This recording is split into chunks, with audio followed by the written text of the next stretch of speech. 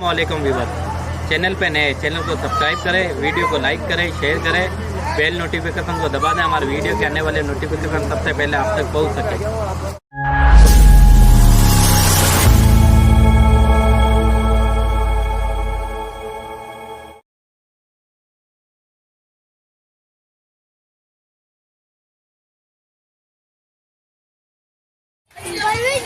अऊज़ु बिल्लाहि मिनश शैतानिर रजीम बिस्मिल्लाहिर रहमानिर रहीम अल मालु वल बनून ज़ीनतुल हयातिद दुनिया वल बाक़ियातुस सालिहातु खैरुन इंदा रब्बिका थवाबन व खैरुन अमला। शोर ना करे, बिल्कुल चुप रहे अब। वक़ाल नबी सल्लल्लाहु अलैहि वसल्लम मा नहला वालिदुन वलदन मिन नहलिन अफ़ज़ल मिन अदबिन हसन औ कमा क़ाल नबी सल्लल्लाहु अलैहि वसल्लम। खामोश हो जाए, आवाज न करें, बच्चे खामोश हो जाए। मैं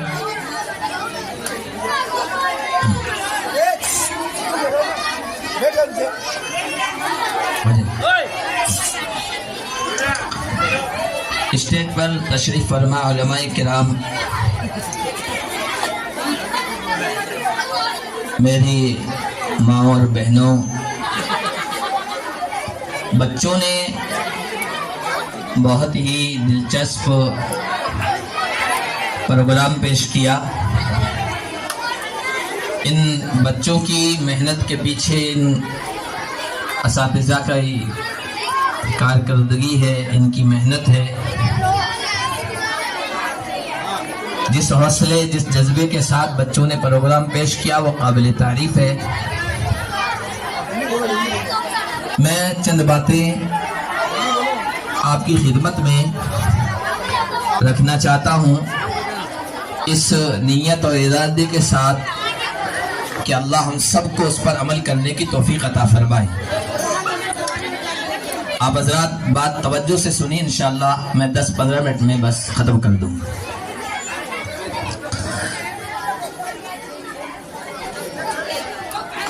औलाद अल्लाह ताला की बहुत बड़ी नेमत है,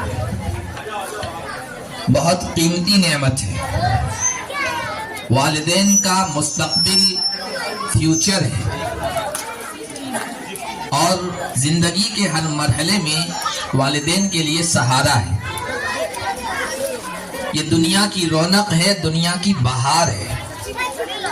अल्लाह फरमाते हैं अल मालु वल बनून ज़ीनतुल हयातिद दुनिया। दो चीजों को अल्लाह ने फरमाया इस दुनिया की जिंदगी का जेवर है, जीनत है, खूबसूरती है। एक तो फरमाया माल और दूसरा फरमाया औलाद। माल जायज तरीके से कमाया जाए, जायज जगहों पर सर्फ और खर्च किया जाए तो कोई बुरी चीज नहीं है। दुनिया का सबसे बड़ा मालदार इंसान बन जाए ना, तब भी वो बुरी चीज नहीं। इस्लाम ने तो माल कमाने, मेहनत करने की तरगीब दी है और उसको जिहाद करार दिया है। हुजूर अलैहिस्सलातु वस्सलाम ने एक मौके पर कहा कि दीन इस्लाम की बुलंद चोटी जिहाद है। उससे जुड़ी हुई बात आप सुने कि एक मर्तबा सहाबा बैठे हुए थे, अल्लाह के नबी तशरीफ फरमा थे। एक आदमी सामने से गुजरा, नौजवान था, हट्टा कट्टा था, बहुत चुस्ती फुर्ती, इस अंदाज से गुजरा। तो साहबा ने कहा या रसूल अल्लाह, ये जिहाद में जाए क्या कारनामे करेगा, बहादुर है, हिम्मत वाला है। तो अल्लाह के नबी सल्लल्लाहु अलैहि वसल्लम ने कितनी प्यारी बात इरशाद फरमाई। कहा कि ये आदमी अपनी इस कुव्वत, अपनी इस चुस्ती, अपनी इस फुर्ती को इस जगह सर्फ कर रहा है कि वो अपने बीवी बच्चों के लिए पैसे कमा रहा है, माल कमा रहा है, दौलत कमा रहा है। ये भी जिहाद है। ये अपने बूढ़े कमजोर वालिदैन का सहारा बन रहा है दुनिया में, ये भी जिहाद है। ये आगे किसी पर खर्च करेगा, ये भी जिहाद है। तो माल कमाएं, खूब अच्छे तरीके से कमाएं, खूब कमाएं, कोई मना नहीं है। अल्लाह उसको इस दुनिया की जीनत करार दे रहा है, खूबसूरती। और दूसरा औलाद, और दोनों से खास रिश्ता है, दोनों में आपस के दरमियान खास रिश्ता है, लिंक है। آپ اگر چاہتے ہیں کہ اپنی اولاد کی صحیح تربیت کریں اور آپ کی اولاد آپ کے لیے آگے چل کر سہارا بنے، خدمت گزار بنے، آپ کی باتوں کو ماننے والی بنے، تو پھر یہ چیز ضروری ہے کہ آپ اپنے اولاد کے لیے جو مال لے کے آئیں، جو دولت اکٹھا کریں، جو ان کے لیے غذا کھانے پینے کا سامان کر رہے ہیں، وہ حلال طریقے سے ہو، جائز طریقے سے ہو۔ یہ بات یاد رکھیں، اولاد کی فرما برداری میں یا نافرمانی میں اولاد آپ کی بات مان رہی ہے یا نہیں مان رہی ہے، اس میں سب سے زیادہ کردار حرام کمائی کا یا حلال کمائی کا ہوتا ہے۔ اللہ تعالیٰ نے اسی لیے رسولوں سے کہا، یا ایھا الرسل کلوا من الطیبات واعملوا صالحا، اے رسولو پاکیزہ چیزیں کھاؤ اور نیک عمل کرو۔ اگر آپ چاہتے ہیں کہ آپ کی آنکھ صحیح دیکھے، آپ کی اولاد کی آنکھ صحیح دیکھے، اگر آپ چاہتے ہیں کہ آپ کے ہاتھ صحیح استعمال ہو، آپ کی اولاد کے ہاتھ بھی صحیح استعمال ہو، اگر آپ چاہتے ہیں کہ آپ کے قدم صحیح جگہ کی طرف بڑھیں، آپ کے اولاد کے قدم بھی صحیح جگہ کی طرف جائیں، اگر آپ چاہتے ہیں کہ آپ نیک عمل کرنے والے بنے اور آپ کی اولاد بھی نیک عمل کرنے والی بنے، تو اس کے لیے سب سے بنیادی چیز حلال کمائی کی فکر کرنا ہے۔ حلال کمائی اگر آپ کے گھر کے اندر ہوگی تو پھر اس کا اثر یہ ہوگا کہ آپ کی اولاد اللہ کی بھی اطاعت گزار بنے گی، عبادت گزار بنے گی، اور آپ کی بھی فرما برداری کرنے والی بنے گی، اور اللہ آپ کی اولاد سے آپ کی خدمت تو کروائے گا ہی، دین کا بھی اسلام کا بھی بہت کام لے گا۔ حلال کمائی کا کتنا اثر ہوتا ہے، بہت مشہور واقعہ ہے۔ حضرت عبداللہ ابن مبارک رضی اللہ تعالی عنہ، مبارک کے بیٹے عبداللہ، یہ مبارک جو ان کے والد تھے، یہ کسی مالدار کے باغ میں چوکیدار تھے، کام کیا کرتے تھے باغ کی رکھوالی کا اور اندر جو بھی کام ہوتے ہیں ان کا۔ ایک مرتبہ کیا ہوا کہ باغ کا جو مالک تھا وہ اپنے دوستوں اور اپنے ملنے جلنے والوں کو لے کے باغ میں آیا، مبارک سے کہا کہ بھائی ایک پھل توڑ کے لے آؤ، میں اپنے ساتھی آئے ہیں، دوست آئے، ان کو کھلانا چاہتا ہوں۔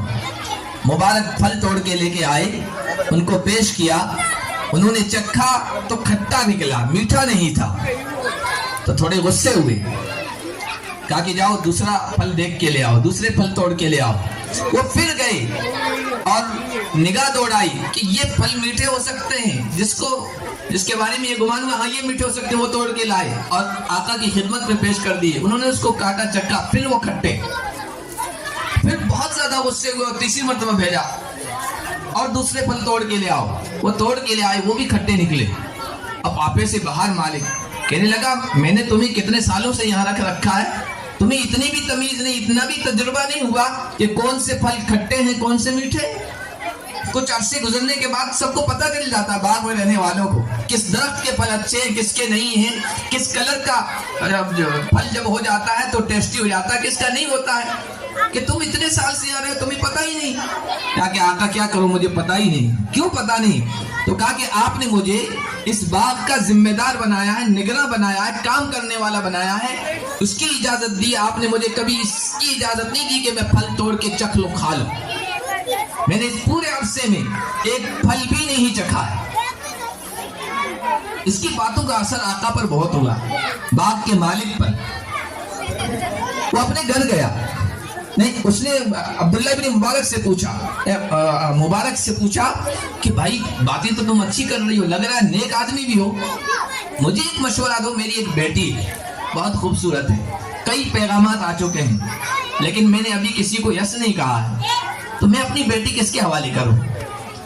تو مبارک نے کہا کہ دیکھو، جاہلیت کے زمانے کے لوگ، اسلام سے پہلے لوگ بیٹی اس گھر میں دیتے تھے جو گھر حسب نسب کے اعتبار سے بڑا ہو، کہ بھئی خاندانی آدمی، خاندانی اس کو دیکھ کر لڑکے کو خاندانی سمجھ کر دیتے تھے، حسب نسب کو دیکھ کر دیتے تھے۔ یہودی مال دیکھ کر، وہ مال کے لالچی ہوتے ہیں، مال دیکھ کر دیتے ہیں کہ جہاں زیادہ مال ہے باقی چیزوں کی کوئی فکر نہیں، وہاں دے دو۔ عیسائی خوبصورتی کو دیکھ کر دیتے ہیں، اور اسلام یہ کہتا ہے کہ دینداری، اخلاق، سیرت، کریکٹر دیکھ کر اپنی بیٹی اس کے حوالے کر دو۔ تو یہ باتیں بہت اچھی لگی۔ وہ گھر گیا اور اپنی گھر والی سے کہا کہ بھائی اپنے باغ میں جو ذمہ دار ہے، نگراں ہے، اس کا عجیب واقعہ پیش آ گیا ہے، اور میں اس کو بڑا سمجھدار، بڑا دانشمند، بڑا ذہین، بڑا پاکیزہ سمجھتا ہوں، اور میرے دل میں یہ بات آ گئی کہ بیٹی اس کے حوالے کر دو، تمہاری کیا رائے؟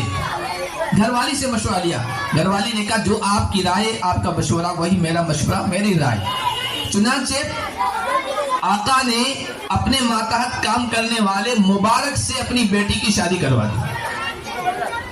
اب اس کا اثر یہ ہوا، علماء کرام بیٹھے ہیں، کہ مبارک کا بیٹا پیدا ہوا عبداللہ ابن مبارک، حدیث کے راوی ہیں، حدیث کے بڑے ماہر عالم ہیں، اور اللہ نے اتنا نوازا تھا کہ حدیث میں بڑے عالم، فقہ میں بڑے عالم، حدیث کو سمجھنے میں، تفسیر میں بڑے عالم، اللہ نے مال سے بھی خوب نوازا۔ دنیا کے اس وقت کے اپنے معاشرے میں مالداروں میں سے ایک تھے، 1 سال حج کیا کرتے تھے، 1 سال اللہ کے راستے میں جایا کرتے تھے، جو ان کی پوری زندگی معمول نہ، غریبوں پر خوب خرچ کیا کرتے تھے، بلکہ ان کے بارے میں لکھا کہ اپنے وقت کے علماء جو دین کے کام میں لگے ہوئے تھے ان پر خوب خرچ کرتے تھے۔ تو کسی نے کہا علماء پر آپ اتنا زیادہ کیوں خرچ کر رہے ہیں؟ تو انہوں نے کہا کہ نبوت کے بعد عالموں کے مقام سے بڑھ کر کوئی مقام نہیں ہے، نبی کا جو فریضہ تھا، جو ذمہ داری تھی، اس کو آگے جو بڑھا رہے ہیں وہ علماء بڑھا رہے ہیں، اس لیے میں ان پر خرچ کر رہا ہوں، کوئی گویا نبوت کی ذمہ داری پر خرچ کر رہا ہوں۔ اللہ نے مال سے بھی نوازا ان کے بیٹے کو، دنیا کے اعتبار سے، مقام کے اعتبار سے۔ ہارون رشید اپنے زمانے کا بہت بڑا خلیفہ گزرا ہے، اور اتنی بڑی اس کی خلافت اور حکومت بادشاہ تھی کہ ایک مرتبہ اپنے محل کے دالان میں باہر صحن میں کھڑا تھا، بارش کا موسم تھا، بارش نہیں ہو رہی تھی بغداد میں، کافی عرصہ یعنی زمانہ گزر گیا، ٹائم گزرتا جا رہا تھا لیکن بارش نہیں ہو رہی تھی، اور وہ کھڑا ہے، اوپر سے بادل یوں گزر رہا ہے، تو بادل سے وہ کہہ رہا ہے کہ ایتھا السحاب امطری حیث شئتی فسیاتینی خراج، یہ بادل یہاں نہیں برستا، مت برس، کہاں جا کے برسے گا؟ جہاں جا کے برسے گا، دنیا کے کسی بھی کونے میں، اس کا ٹیکس، اس کا خراج میرے ہی پاس تو آئے گا۔ کتنی زبردست حکومت رہی ہوگی، اتنی شان و شوکت والی حکومت تھی، اس کے استقبال کے لیے کوئی شہر نہیں امٹتا تھا۔ عبداللہ ابن مبارک کہیں جاتے تھے، پورا شہر استقبال کے لیے، ویلکم کے لیے امٹ آیا کرتا تھا۔ اللہ نے ایسا نوازا۔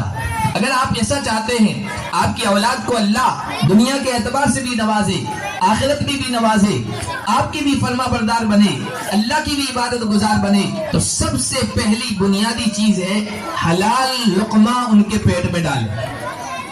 آج حرام کمائی کے طریقے بہت سارے ہیں، ہماری زندگیوں میں آگے ہیں، تو ہم دیکھ رہے ہیں ہماری اولاد فرما بردار ہے، نہ ہماری دعائیں قبول ہو رہی۔ اللہ کے نبی صلی اللہ علیہ وسلم نے ایک موقع پر آیت تلاوت فرمائی، یا ایھا الرسل کلوا من الطیبات، جو میں نے پڑھی تھی، اے رسولو پاکیزہ چیز کھاؤ، نیک عمل کرو، یعنی پاکیزہ غذا اندر جائے گی تو نیک عمل خود بخود ہوگا، گناہ کی وجہ سے عبادت پر نہیں آ سکیں گے آپ۔ حضرت حسن بصری رحمۃ اللہ کے پاس ایک آدمی آیا، کہنے لگا حضرت میں رات کو سوتا ہوں اور پوری تیاری کے ساتھ تہجد میں اٹھوں گا، اب پانی بھی رکھ دیتا ہوں وضو کے لیے تاکہ بعد میں پریشانی نہ ہو، لیکن تہجد میں اٹھ نہیں پاتا ہوں، کیا وجہ ہے؟ انہوں نے کہا کہ کب بلغت ذنوبک، تمہارے گناہ ہیں نا وہ تمہیں قید کر دیتے ہیں، روک دیتے ہیں، گناہ کی وجہ سے تم نیکی پر نہیں آ پاتے ہو۔ یہ وجہ یہ ہے، کارن یہ ہے۔ تو حرام کمائی، حرام لقمہ، یہ بہت بڑا گناہ ہے۔ حضور نے فرمایا، جب یہ آیت تلاوت فرمائی تو سعد بن ابی وقاص کھڑے ہو گئے، کہنے لگے یا رسول اللہ آپ میرے لیے دعا کر دیجئے کہ میں مستجاب الدعوات بن جاؤں۔ مستجاب الدعوات کا مطلب میری ہر دعا قبول ہو، اللہ سے جو بھی تمنا، جو بھی خواہش، جو بھی آرزو رکھوں اللہ کی خدمت میں اللہ فوراً قبول کر لے، میں ایسا بن جاؤں۔ تو حضرت سعد بن ابی وقاص سے حضور نے فرمایا یا سعد اطب مطعمک تکن مستجاب الدعوہ، اپنا کھانا پاکیزہ کر لو، اپنا لقمہ حلال کر لو، اپنی کمائی پاکیزہ کر لو، تمہاری ہر دعا قبول ہوگی۔ بعد میں حضرت سعد بن ابی وقاص کا معاملہ ایسا تھا، اللہ سے جو مانگتے تھے اللہ فوراً پوری کر دیتا تھا. تو کسی نے کہا کہ کیا وجہ ہے، سبب کیا، ریزن کیا ہے اس کے پیچھے؟ تو انہوں نے کہا میں نے اللہ کے نبی سے درخواست کی تھی کہ رسول اللہ میں مستجاب الدعوات بننا چاہتا ہوں. اللہ کے نبی نے کہا اس کا طریقہ یہ ہے حلال کمائی کی فکر کرو. تو جب سے حضور نے مجھے یہ کہا ہے میرے گھر میں کوئی لقمہ آیا ہے یا وہ لقمہ استعمال ہوا ہے، مجھے پتا ہے یہ کس طریقے سے آیا ہے اور کیسے آگے جا رہا ہے، آگے استعمال ہو رہا ہے. یعنی پوری فکر میں نے حلال کمائی کی ہے. اللہ نے ایسا بنا دیا کہ ان کی دعا قبول ہوتی، ہر دعا قبول ہوتی تھی. حضرت عمر ابن خطاب کے زمانے میں حضرت عمر ابن خطاب نے ان کو یہاں کوفے کا گورنر بنایا تھا، ذمہ دار بنایا تھا. تو وہاں لوگوں نے شکایت کی، حضرت عمر ابن خطاب سے لوگوں نے شکایت کی. اس میں ایک شکایت یہ کی کہ لا یقسم بالسویہ، مال غنیمت آتا تو لوگوں میں برابر تقسیم نہیں کرتے، ناانصافی کرتے ہیں. ولا یعدل بالقضیہ، اور کوئی مقدمہ آتا تو اس میں جانبداری کرتے ہیں، طرفداری کرتے ہیں، صحیح فیصلہ نہیں کرتے ہیں. تو حضرت عمر بن خطاب نے اپنے کارندے بھیجے کہ تحقیق کریں. کوفے کی ہر مسجد میں حضرت عمر بن خطاب کے نمائندے کے سب لوگوں نے تعریف کی کہ نہیں، لوگ غلط شکایت کر رہے ہیں حضرت سعد کی. حضرت سعد بالکل ٹھیک ہے، درست ہے، صحیح ہے. ایک مسجد میں جب وہ گئے نا حضرت عمر کے نمائندے، اور اس مسجد میں پوچھا کہ بھائی سعد میں کوئی کمی ہے، لوگ یہ شکایتیں کر رہے ہیں. تو سب نے کہا ٹھیک ہے، لیکن ایک آدمی ابو سعدہ نام تھا اس کا، وہ کھڑا ہو گیا، کہا کہ نہیں یہ کمیاں ہیں سعد میں. سب کہہ رہے ہیں کوئی کمی نہیں ہے، وہ کھڑا ہو گیا کہ ہاں کمیاں ہیں. حضرت سعد بن ابی وقاص نے اس وقت اللہ سے کہا کہ اللہ اگر یہ جھوٹا ہے تو اطیل عمرہ، اس کی عمر لمبی کر دے. عمر بہت زیادہ لمبی ہونا یہ بھی نقصان دہ بات ہے. اور دوسرا کا عدم فقرہ، اس کے فقر و فاقہ و تنگی کو بڑھا دے، فقیر محتاج بن جائے کہ پائی کا. وَأَعْمِ عَيْنَهُ، اس کو اندھا کر دے. وَأَغْرِزُ لِلْفِتَنِ، اور فتنوں میں اس کو ڈال دے. یہ 4 دعائیں کی ہے. علماء لکھتے ہیں، راوی لکھتے ہیں، تاریخ میں ایک قصہ مذکور ہے کہ لوگوں نے اس آدمی کو دیکھا جو حضرت سعد نے دعائیں کی تھی، سب اس بد دعائیں کی تھی، سب مقبول ہوئی، اس کی عمر بھی لمبی ہوئی. وہ فقر و فاقے میں مبتلا ہو گیا اور لوگوں سے مانگتا پھرتا تھا، اور پھر اس کے بعد اندھا ہو گیا اور بازاروں میں گلیوں میں جایا کرتا تھا. اس زمانے میں جو شریف خواتین ہوتی تھی وہ گھروں میں رہتی تھی، بازاروں میں نہیں نکلا کرتی تھی. بازاروں میں کام کاج کے لیے، گلیوں میں کام کاج کے لیے باندیاں تھی، وہ جایا کرتی تھی. تو ایسے فتنے میں مبتلا ہوا کہ وہ باندیاں بازار میں نکلا کرتی تھی، ان کو چھیڑا کرتا تھا. 4 بد دعائیں کی تھی، چاروں قبول ہوئی. کیوں قبول ہوئی؟ حضور نے جو نسخہ بتایا تھا کہ دعا قبول کرنا چاہتے ہو تو پاکیزہ حلال کمائی کی فکر کرو، تو ان کی ہر دعا قبول ہو جاتی تھی. تو میرے کہنے کا مقصد یہ ہے کہ مال کمائیں اور دنیا حاصل کریں، لیکن غلط طریقے سے نہیں، ناجائز طریقے سے نہیں، ورنہ ہماری اولاد پر اس کا اثر ہوگا، ہماری دعاؤں پر بھی اس کا اثر ہوگا. اس لیے میری مائیں خاص طور پر آگے بیٹھی ہیں، توجہ سے سن رہی ہے، ان سے یہ درخواست ہے کہ زیادہ تر حرام کمائی میں پیچھے عورتوں کا ہاتھ ہوتا ہے. عورتیں ڈیمانڈیں کرتی ہیں، عورتیں مطالبات کرتی ہے، اور بیچارہ شوہر پھر حلال طریقے سے اتنا نہیں کر پاتا ہے، اور چونکہ ان کے مطالبات کو پورا کرنا ہوتا ہے، پھر تو غلط طریقے اپناتا ہے، غلط طریقے سے مال حاصل کرنے کی کوشش کرتا ہے.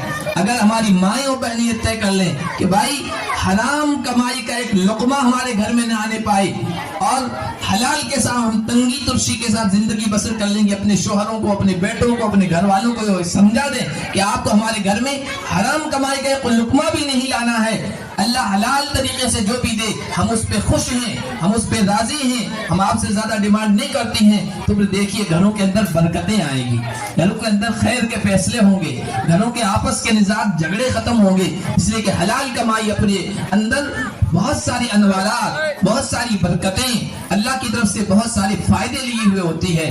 تو یہ 2 باتیں ہیں، انشاءاللہ اگر اس پر ہم عمل کریں گے، والدین عمل کریں گے، تو انشاءاللہ اس کا نتیجہ یہ ہوگا کہ ہماری اولاد اللہ کی بھی فرما بردار بنے گی، اپنے والدین کی بھی خدمت گزار بنے گی. اللہ پاک ہم سب کو عمل کی توفیق عطا فرمائے.